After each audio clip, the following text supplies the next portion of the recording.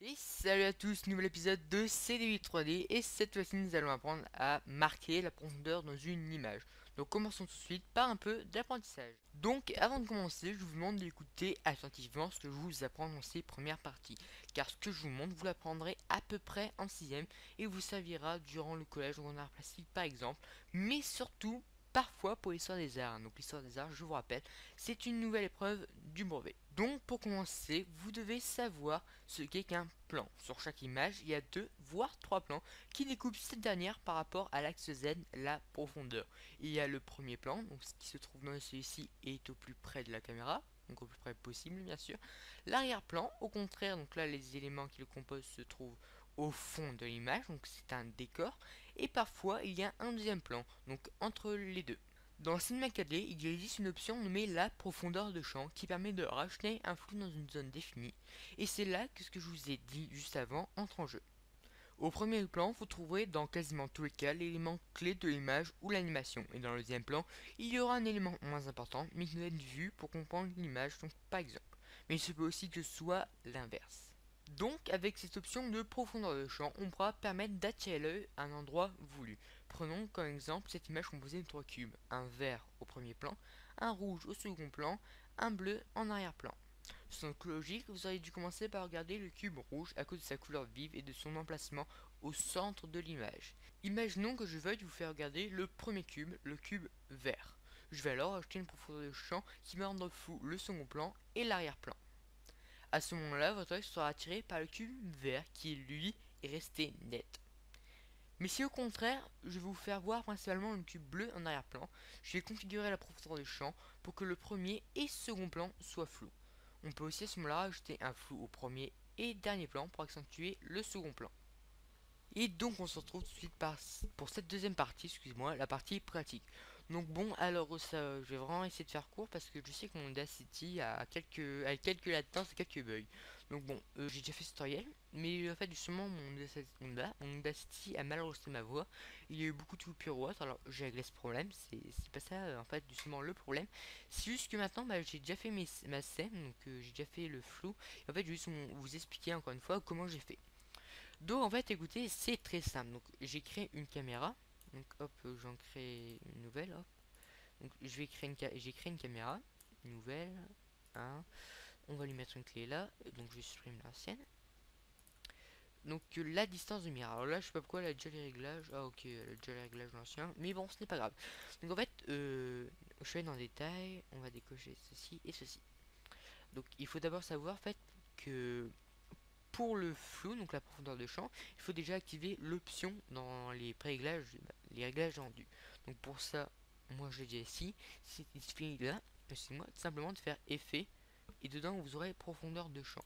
Donc dedans, vous allez ici, l'intensité du flou vous mettez 4, la distance du flou vous mettez d'abord 100, que le 100 c'est si vous faites un flou où en fait il y a seulement l'arrière-plan justement qui est flou, et 0 si en fait c'est seulement le premier plan qui est flou. Alors tout simplement, en fait ce qu'on va faire pour faire un flou d'arrière-plan, la distance de mire qui est ici là, on va la mettre juste devant le cube rouge, donc le cube du centre. Donc là on va rendre flou notre cube bleu. On va activer mise au point arrière et on va mettre assez loin. Hop, donc voilà. On va faire un petit rendu de zone pour vous montrer un exemple. Et là en fait vous allez voir que le cube rouge sera net et que le cube bleu sera flou. Donc, normalement vous voyez hop il est flou. Donc maintenant justement en fait bien simplement à partir de là vous pouvez savoir comment on va faire pour le reste. Par exemple si je veux que ce soit le rouge et le bleu qui soient flous. Donc seulement le premier plan qui soit net. Je vais tout simplement encore une fois mettre ma distance de mire devant. Donc il faut savoir que ce n'est vraiment pas très précis. En fait, il y a une sorte de dégradé du net vers le flou et du flou vers le net. Donc ça ne se coupe pas d'un coup, genre net et juste un set après, c'est flou. C'est vraiment un dégradé. Donc c'est important de mettre pour que l'objet soit bien flou, vu que les distances entre les cubes ne sont pas très grandes. C'est important en fait de rajouter simplement de mettre en fait la distance de mire devant. Donc là, hop, je vous fais un rendu. Et là, vous allez voir que le vert sera flou, tandis que le rouge et le bleu ce ne seront pas le cas. Alors je vérifie parce que je sais que j'ai vraiment pas beaucoup de temps devant moi avant qu'on Audacity bug. Et même au pire, je pourrais toujours commenter cette vidéo par-dessus. Donc hop, vous voyez ceci. Vous voyez, hop, voilà. Donc vous voyez vraiment qu'il y a un dégradé, que là c'est légèrement flou, mais que là c'est très flou.